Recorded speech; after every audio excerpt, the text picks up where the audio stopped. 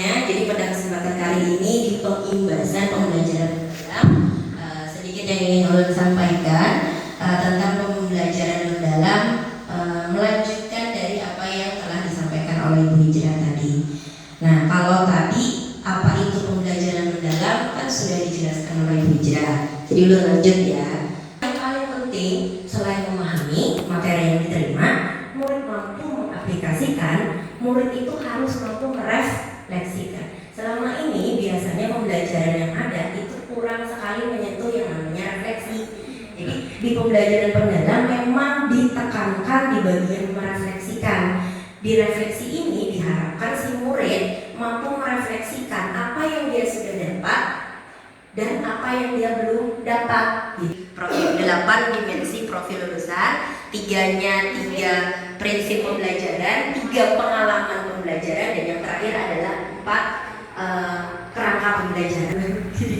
Jadi di praktik pedagogis itu pian memasukkan mau pakai model apa hari ini belajarnya. Boleh model PBL, PJBL, contextual learning. Nah, boleh tuh itu di praktek pedagogis. Kemudian lingkungan pembelajarannya itu ya ini ruang kelas, pian mau di halaman sekolah, pian mau dibawa ke pasar. Nah, itu adalah lingkungan pembelajaran. Kemitraan pembelajaran, ini kemitraan artinya kan mitra nih, kita punya mitra untuk belajar. Mitra pian selama di kelas, kalau pian cuma ngajar pian dan murid, maka mitra pian adalah guru dan murid, murid dengan murid. Terus terakhir adalah pemanfaatan digital. Di sini pemanfaatan digital itu biasanya kalau kita guru-guru pakainya YouTube, ya kan?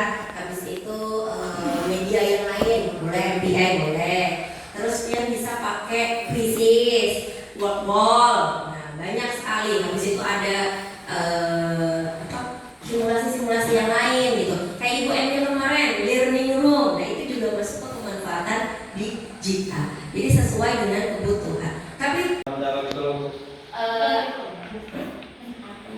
kalau mendukung. Kalau pola pikir tetap kan kayak kalau kita dapatkan tantangan, jangan aku misalnya seperti itu kan. Ya, nah kalau itu tuh misalnya kita kadang nanti menerima, tapi karena ya misalnya kita nih menerima, tiba-tiba kita dapat kritik, lalu kita merasa diserang, nanti pola pikirnya tuh kayak gitu kan, itu pertama. Sependapat kita boleh ya. Lalu ya termasuk pola pikir seperti apa, karena saya kadang tetap kayak gitu, kadang ada waktu mengatakan, kadang ya, terus yang Kenapa jadi pola pikir tumbuh ini dimasukkan di pembelajaran mendalam itu supaya kita bisa ngegah murid. Ada loh murid yang bilang gini, nah kerjakan ini nggak bisa bu, nggak bisa, lu nggak bisa itu.